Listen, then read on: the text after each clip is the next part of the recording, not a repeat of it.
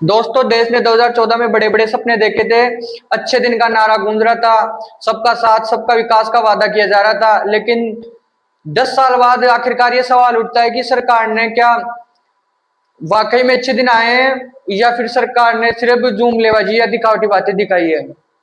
Petrol, diesel, gas cylinder, रोजमर्रा की जरूरतें सबके दाम आसमान छू रहे हैं। जहां पहले 400 रुपए में गैस सिलेंडर आता था, आज वही गैस सिलेंडर 1000 रुपए तक आ रहा है। दूध, दाल, सब्जी सब दिन प्रतिदिन महंगे होते जा रहे हैं। गरीब और मध्यम वर्गीय परिवार की लगातार कमर टूटती जा रही है। इनसे बड़े बड़े उद्योगपति हैं, उनको तो राहत मिल रही है, लेकिन जो आम जनता है उन पर लगातार महंगाई का बोझ बढ़ता जा रहा है। क्या यही अच्छे दिन थे? ये वादा सरकार ने किया था। क्या ये वादा किया था सरकार ने आम जनता से कि दिन प्रतिदिन महंगाई बढ़ती जाएगी? देश की सरकार जब 2014 में बनी बीजेपी की, तो उन्होंने जनता से वायदा किया था कि हर साल 2 करोड़ लोगों को रोजगार देंगे। लेकिन आज अपने देश में सबसे ज्यादा युवा बेरोजगार है। 45 लाख से भी ज्यादा युवा बेरोजगार है, और लाखों लोग डिग्रियां लेकर भी बेरोजगार घूम रहे हैं अपने देश में। भर्ती परीक्षाएं लगातार लीक होती जा रही है। भर्ती परीक्षाएं में जैसे कि रेलवे, टीचर और एसएससी, इनमें लगातार घोटाले होते जा रहे हैं। छात्रों का भविष्य अंधकार में है, और जब छात्र आंदोलन करते हैं तो उन पर सरकार लाठीचार्ज करवाती है पुलिस से। क्या ये सपने युवा पीढ़ी को बीजेपी सरकार ने दिखाए थे? दोस्तों, आप सबको 3 जो कृषि कानून थे वो तो याद हो गए। 3 काले कृषि कानून। 1 साल तक किसान सड़क पर बैठे रहे। 700 से ज्यादा किसानों ने अपनी जान गंवा दी।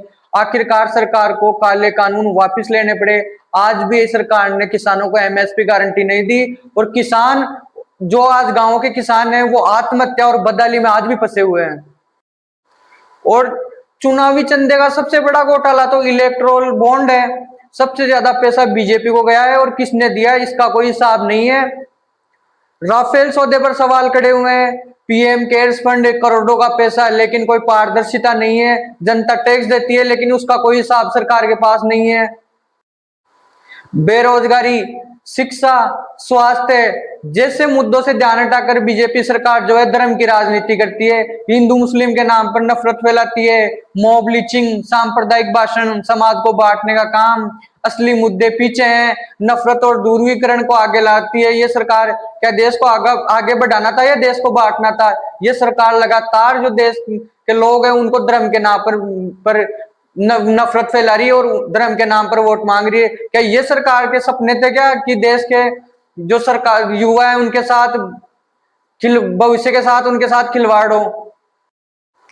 लोकतंत्र में दोस्तों चौथा स्तंभ मीडिया का होता है, लेकिन जो मीडिया में ज्यादातर जो चैनल हैं वो केवल सरकार का गुणगान करते हैं। विपक्ष का काम नाम उनके पास कोई नहीं है।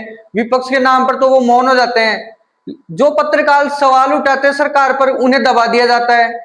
और सीबीआई, ईडी जैसी जो एजेंसियां सिर्फ विपक्ष पर काम करती है, सत्ता पक्ष पर कभी काम नहीं करती है।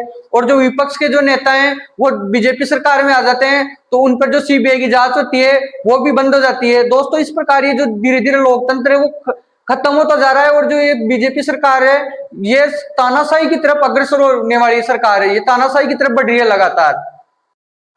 दोस्तों, जब मनमोहन सिंह जी प्रधानमंत्री थे, तब जब पंजाब बाढ़ से ग्रस्त था, तब 1200 करोड़ का चंदा देश से इकट्ठा हो गया था। लेकिन जब आज सेंटर में बीजेपी की सरकार है, वहां पंजाब में वो 1 रुपए का भी चंदा इकट्ठा नहीं कर पा रही है। और पंजाब को जब वक्त इस समय प्रधानमंत्री मोदी जी की जरूरत है, लेकिन वो बिहार चुनाव में व्यस्त है। उनके पास पंजाब जाने का टाइम नहीं है, लेकिन बिहार जाने का टाइम है।